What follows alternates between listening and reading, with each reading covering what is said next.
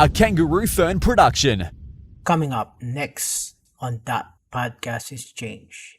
Some of the quick points that jump out at me is, starting a business is a marathon. It's not a sprint, and the only failure is quitting. So what I see too many times is, somebody will have a great idea or a great concept. And this from, launching your podcast business, in the beginning, it may not go like you think. And it normally is not a hockey stick where you just launch something and it just explodes, up and to the right. You've got too many clients, you're making sales, you can't control it. You read stories like that, and those stories are great. But the majority of the time, it is a very slow grind.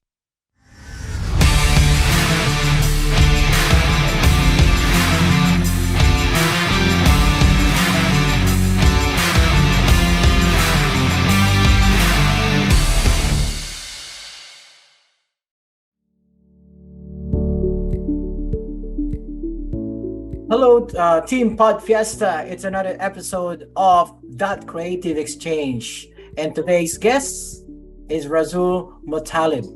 And Rasool, welcome to the show. Thank you. Very glad to be here. Thank you so much for your time. So, for our audience doesn't know you, can you tell us about yourself? Yeah, absolutely. So I'm based in Atlanta, Georgia, in the United States. I've been in technology for roughly 20 years. I started at the very bottom and worked my way up to become an executive in one of the largest financial technology companies in the world. And over those period of years, I've taken really all the experience that I've accumulated and now transitioned into launching my own platform, freelancing.com, which is becoming one of the fastest fastest growing freelancing startups in the space. So very happy to be here. I think a lot of this information that we're going to discuss is relevant to your audience. And I think freelancing in and of itself is only at the very beginning of where it's actually going to go. Right, that's great. So how can a startup, say a business, benefit from using, say, if I'm entrepreneurs starting up as a new entrepreneurs, what do you think is the benefit from using a freelancer instead of direct hire for a team? Yeah, absolutely. I mean, that's a great question. What freelancing does is, there are just so many benefits in it, both for the person, that is meaning the individual, that is the freelancer, but for businesses, especially now, you think about COVID and what it's done to so many businesses. People have had to cut back on expenses, cut back their budgeting. A lot of businesses need specialty functions. They may need one-off projects done. And when they need that, traditionally, they may have had to try to train one of their existing employees to do it, or even go try to hire someone to do it and take on the expense of a full-time employee. What freelancing allows businesses to do is tap into this, massive resource pool and get specialists in any one area and hire them for just a one-time job. It saves them a ton of money, and then they can continue that relationship with that freelancer as they might need adjustments or for them to come back and, do additional work for them on an as needed basis.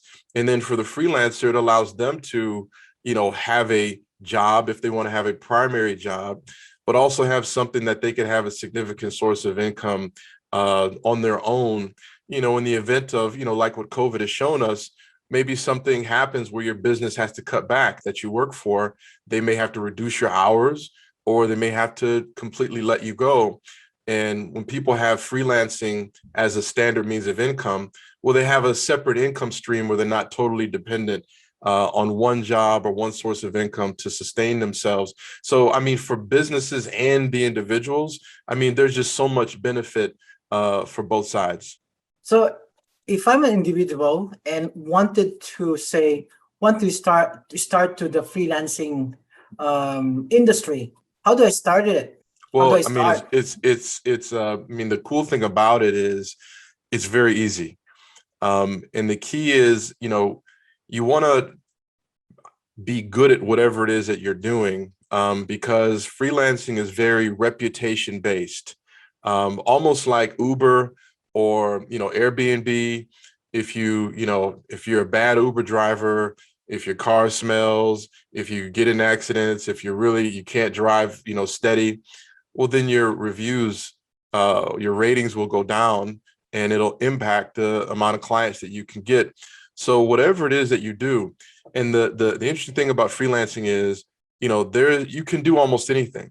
So a lot of people think, well, I have to be a, programmer, developer, I have to be some highly skilled thing in order to be a freelancer. Whereas some people start out, if they know how to answer a phone and respond to an email, well, they could become a virtual assistant. And, maybe they make $20 per client, or maybe they make $30 per client, per week, but they have 10 clients. So, I mean, that's $300 a week, or whatever it is that they charge, for somebody that just knows how to answer the phone and check email on the behalf of a business. The key is just to be creative, understand how much time you have, think about what type of skills you could offer. If you're good at Microsoft Excel, there are companies and businesses that need somebody to create a workbook for them so they can manage their expenses better, or something like that. And then certainly if you have very specific skills like website development, if you're a project manager, if you're a programmer, if you're social media, if you're good at graphic design, if you're a podcast engineer and you understand how to engineer podcasts, those types of things are very easy to get into the freelancing space. You just want to make sure that whatever clients you take on, you want to over deliver on quality, and, because that's what's going to help you to get referrals and etc. And that's what separates belancing.com from some of the other players, is that, you have these large marketplaces with literally thousands of freelancers. And sometimes you hear clients say, it's hit or miss if I get somebody that knows what they're doing or not. Whereas belancing.com is very high touch. We're very much focused on service, quality of service. We help the clients to figure out which freelancers are the best for them. Do they need one freelancer? Do they need a team? Because a lot of businesses are new to freelancing, and they really don't know how to navigate the marketplace. And then we're also developing a lot of tools for freelancers to understand how best to do it, to build the reputation and etc. So I would say, to answer your question, it's all about quality.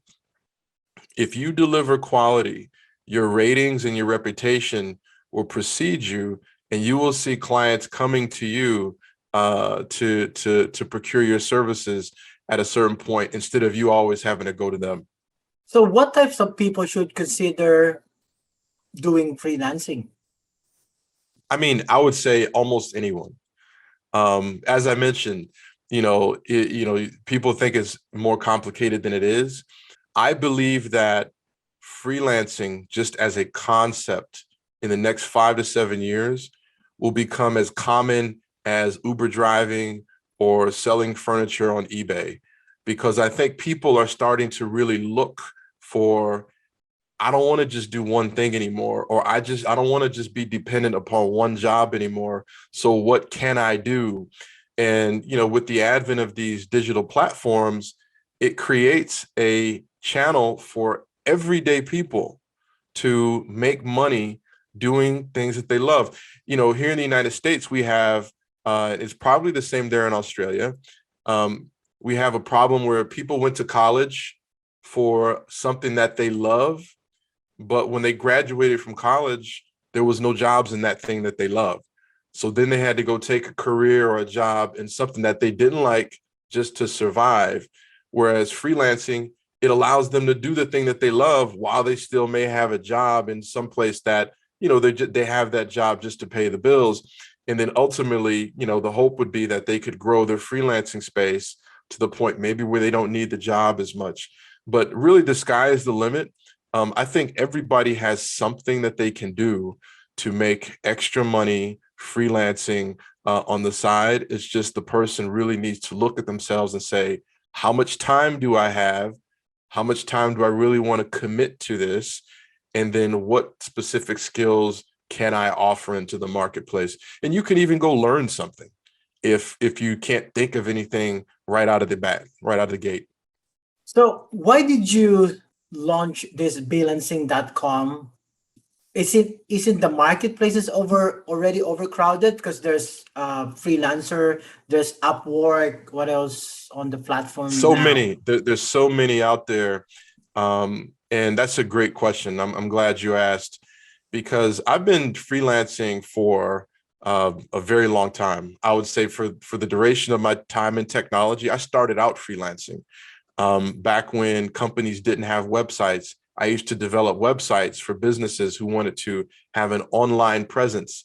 Now, that's just commonplace. It's businesses don't even think about it. Of course, you have a website today, whereas in years prior, that was not the case.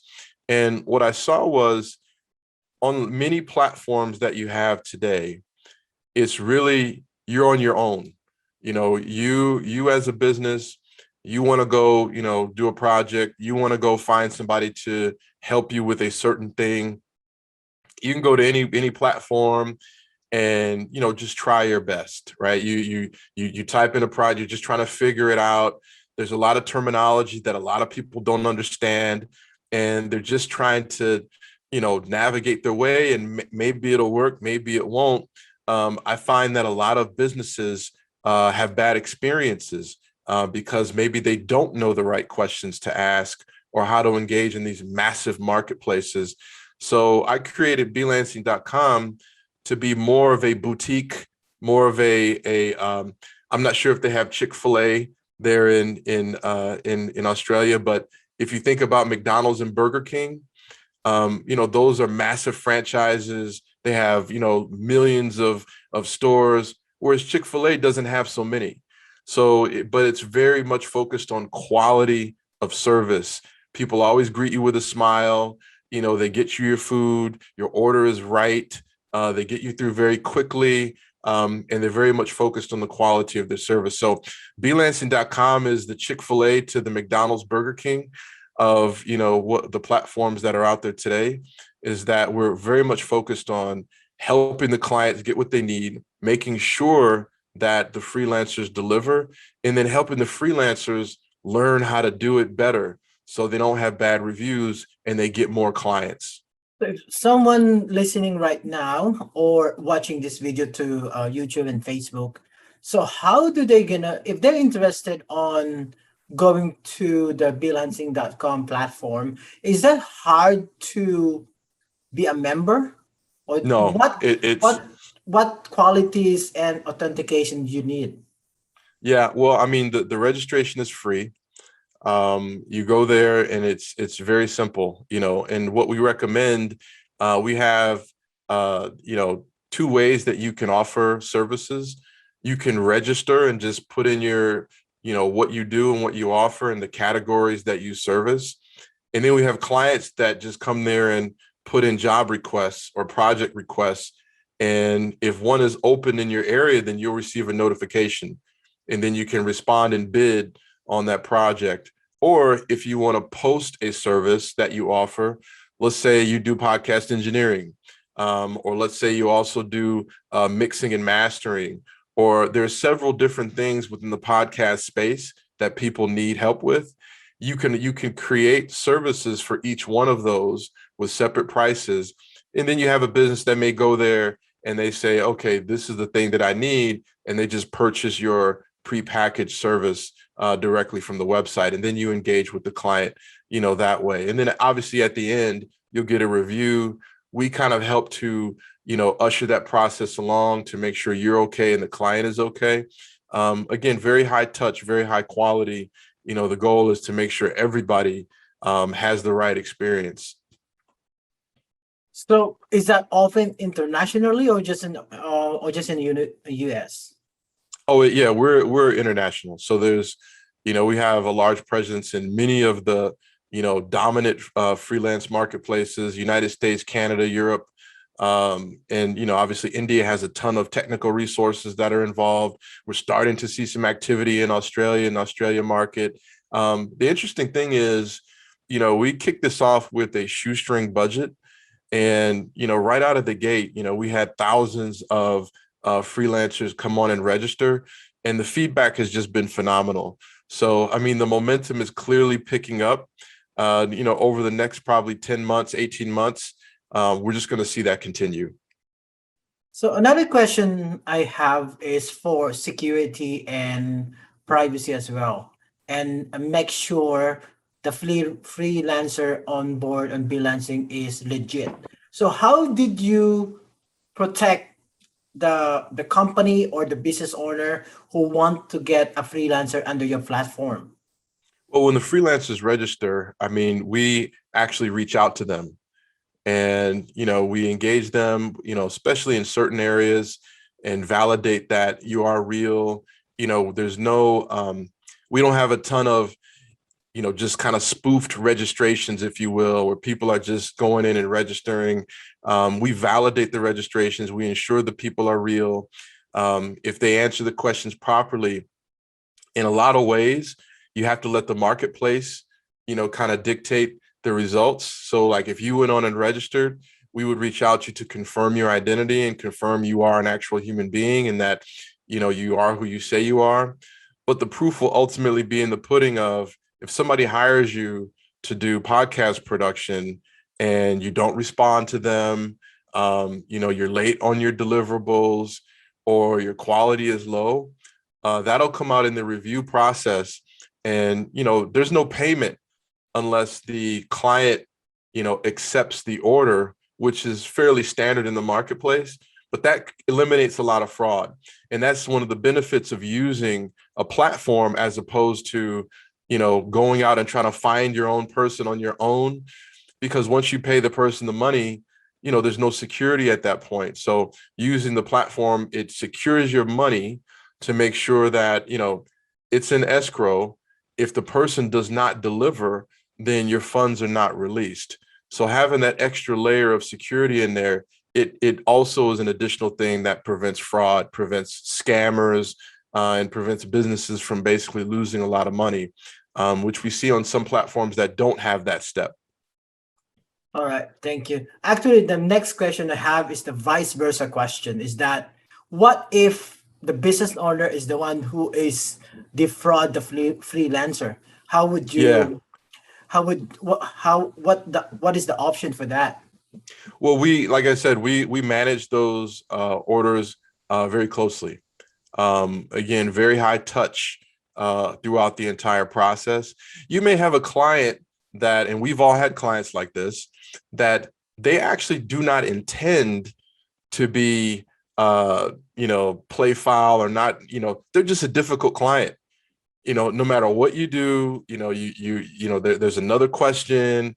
They want you to change this. They want to make another edit, and you end up spending so much time with them. After a certain point, they may not intend fraud, but you have to, bring the order to a close, so to speak. And if you put in your service or your contract agreement that you would deliver X, Y, and Z, if those three things are delivered, in many cases, a freelancer will say, hey, we allow, 3 changes, or we allow 3 or 4 edits, however many it is. Once it exceeds that point, you have to bring the order to a close. If you need additional services, then you should agree for an additional extension to the contract that would allow the freelancer to get some time for the money, or get some money for the time that they're spending in that particular order. So, we manage both sides. And the whole idea is to make sure the marketplace has integrity, to maintain the integrity of the marketplace. And so without that management, you have a lot of that where a client is, basically abusing the system in some cases, and the freelancer wants to get paid. So they continue to just, make the changes and edits just to try to make sure they don't get a bad review or to make sure that their money gets released. That's where we step in and we manage both sides of the fence. We want to make sure it's fair for everyone and that the marketplace is healthy. That's great, because that's the concern both party. So That's right. it's good to have like a security on both side. So where do you see freelancing going in the coming years? I mean, it's We're gonna still in it pandemic. yeah, it's gonna continue growing. I think we launched freelancing.com prior to COVID, because I think even prior to COVID, freelancing was just becoming it's not there yet. It's still new to a lot of people. And most freelancing is still done offline with individual handshakes and person to person. It's not fully digital yet. So we're still at the very beginning. But I think, like I said, within the next 5 to 7 years, you will see it become more commonplace for not just persons like you and me who are in that space, but for regular everyday people. I think it's going to continue growing. The freelance economy committed, over $1 trillion to the global economy last year. And with COVID, I think people are now thinking even more about, what can I do outside of my regular job to make money? And freelancing is the answer. It's really the only answer that you can do at scale. You can get clients all over the world from the comfort of your home. And, using the platforms, you immediately have access to all these businesses that, if you tried to get that much publicity on your own, I mean, you and I know how difficult that is. It's very difficult to get that much exposure to that many clients just through social media and, word of mouth and things like that. So, using platforms like freelancing.com allows people to get up and running faster and get clients and retaining clients and et cetera. So I only see it growing over the next few years. And as I said, 5 to 7 years out, I think it's going to grow exponentially. All right, thank you so much for that, Rasul. Not everyone know that you're also an author as well. So can you tell us about your book? What is your coffee strategy? So I think you mentioned Yeah. in 2016. Yeah, I wrote that back in 2016. And, really it was, when you go to graduate school, once you finish, you have a capstone project or a thesis project, and that's the last thing that you do before you get your degree. I spent a lot of time in my career, as I mentioned, 20 years in the technology space, and I worked my way up very quickly to the top.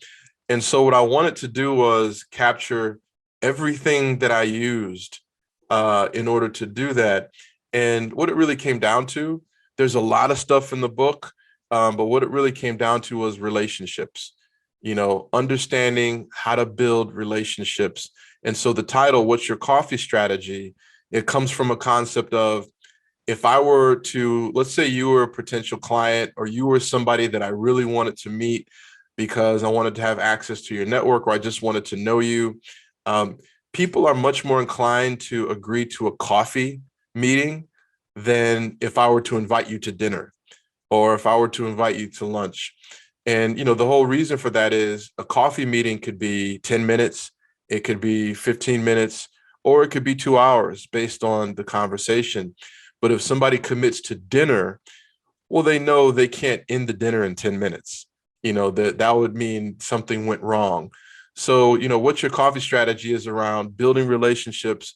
And that applies both if you have a career, probably even more so if you have a business, because you know how important relationships are when you have your own business. What do you do? How do you structure a conversation? How do you understand the types of people that you want to meet? How do you actually build a network? What types of questions do you ask on the first meeting versus what do you not do? I find there's a lot of these things that people just don't know. So putting it in a book, it's a very quick read. It's very easy to grasp. And it was designed to help people to understand that concept. Looks amazing. I'll check that on Amazon. All right. What are you excited about this year? Oh, wow. That's a great question. And that's an easy one for me. Belancing.com is just now getting some momentum. It was only launched earlier this year, so it's still very, very young. But, already the response has been phenomenal. And so, as I mentioned, right now I'm putting all of my energy, everything that I've learned. I've managed billion-dollar platforms in my history. And so, there's a lot of, knowledge and experience that, I was able to take from that and pouring it all into, this platform, getting the word out, raising the awareness, and just getting people more familiar with the concept of freelancing is what really gets me up. As we talked about, it's 6:30 a.m. here. And, I'm very excited to just jump on and have this podcast interview because I'm, it really energizes me. So, all of my energy right now is on belancing.com and helping the platform grow. All right, thank you so much for that. So what would you advise, what advice would you give to someone like pursuing a career path similar to you right now?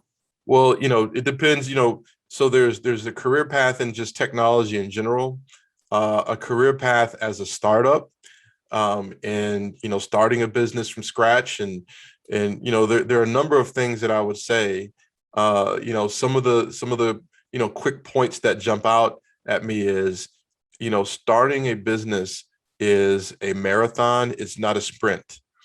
And the only failure is quitting. So what I see too many times is, somebody will have a great idea or a great concept. And this from, launching your podcast business, in the beginning, it may not go like you think. And it normally is not a hockey stick where you just launch something and it just explodes, up and to the right. You've got too many clients, you're making sales, you can't control it. You read stories like that, and those stories are great. But the majority of the time, it is a very slow grind, and it takes a long time. People forget Facebook and Amazon. These companies launched decades ago, and it took them 10, 15 years before they really, took off and people actually knew about them. Google started, almost 20 years ago. I mean, these companies that we all know so well have been around for a very, very long time, and they had to just keep going. These companies, many of them started in a garage. I have a picture of Jeff Bezos at a very, beat up desk with Amazon.com spray painted on his wall. And that's how he started. So, it's a slow grind. It's a marathon. You have to be prepared to put in the work and really be passionate, really energize yourself to keep going, when the response is not like you dream about it being. And then the other thing that I would say, as I mentioned earlier, is focus on your relationships, be authentic, follow up on your word. I mean, all these basic things that we all know so well, many people don't do. And so when you do those things, it separates you from everyone else. And when you come back around, people say, oh, yeah, I know, him. Yeah, he's great. Use that person. You start to really get referrals. And once that momentum kicks off, well, then that's where you really start to see the results. And that might take a year, it might take 2 years, but you just have to be prepared to put in the work, be consistent, be authentic, and people will feel that, and ultimately people will respond to it. Thank you so much. So next question I have for you is, what are the things that you look for in a good entrepreneurs, or the red flag that's make a person a bad entrepreneurs?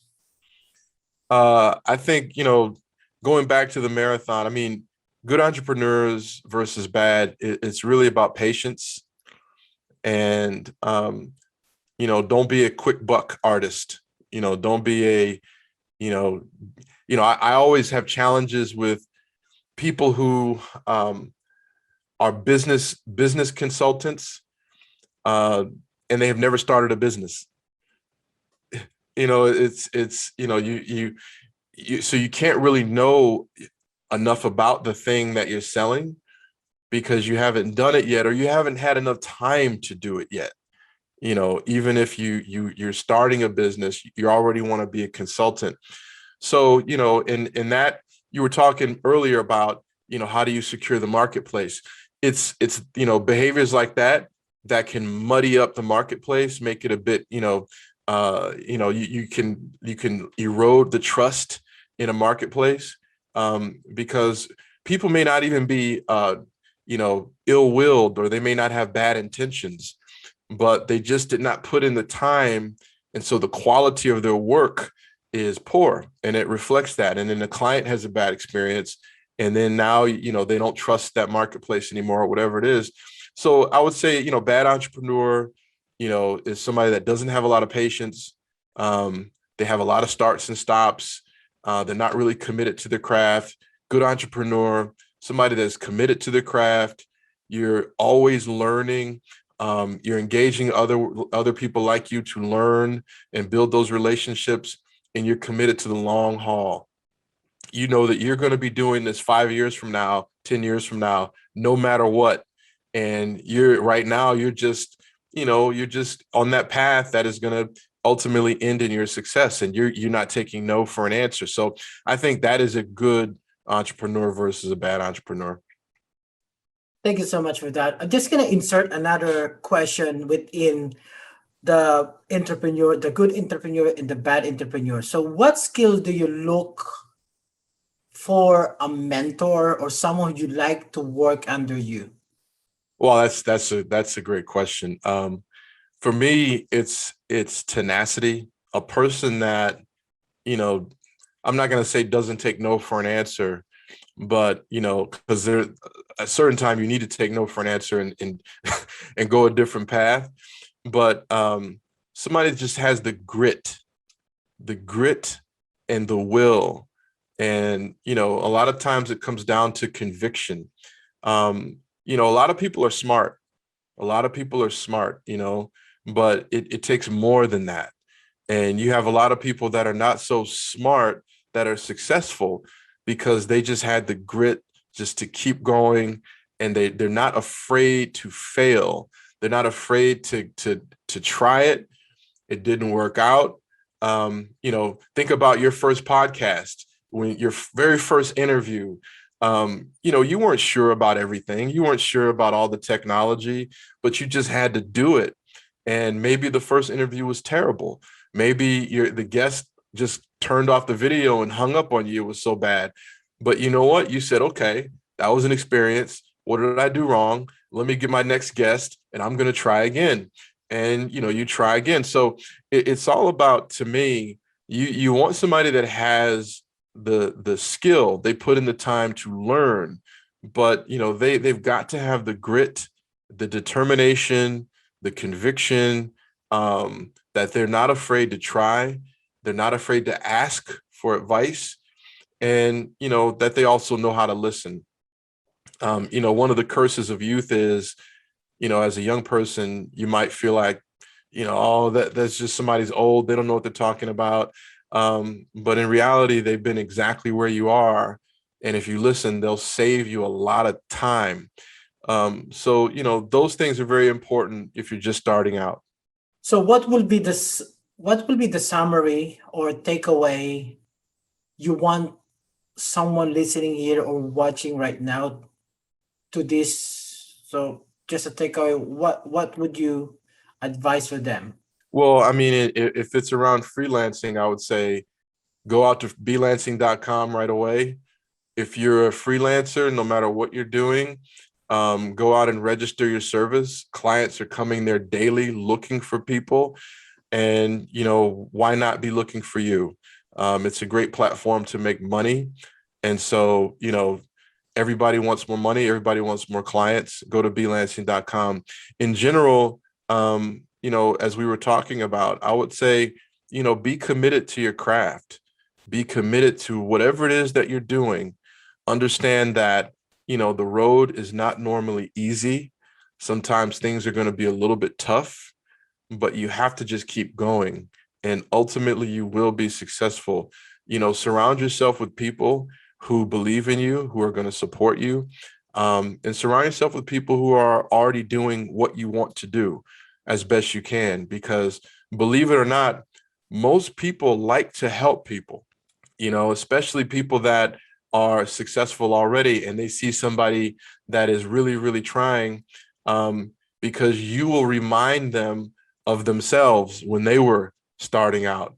And a lot of times people who are already successful, they had mentors. So, they look back and they say, wow, I really had somebody look out for me. I'm going to look out for that person. I'm going to help them out. I'm going to give them some advice and etc. So, I mean, the key is just to keep going. Surround yourself with smart people, find mentors, be prepared for the marathon. It is a marathon and not a sprint. Thank you so much, Rasool.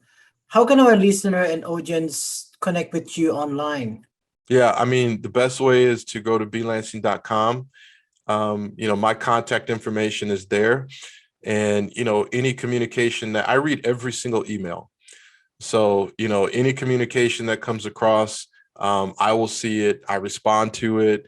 I like to, as much as I can, I like to develop a personal relationship with as many people on the platform as I can, both on the client side and on the freelancer side. I'm sure as that scales, that might become harder and harder to do. But right now, that's what I'm committed to. And it helps me. It helps the people who join the platform to be more successful. So I would say go to freelancing.com. The email addresses are there, communicate, and I can respond to you. All right. Thank you so much. Thank you for that. And that's the wrap up of our podcast. Thank you for Rasool Muttalib for your time. And Absolutely. I hope our listener audience have a lot of learning on this podcast right now. Thank you so much. And see you again for another podcast episode. See ya.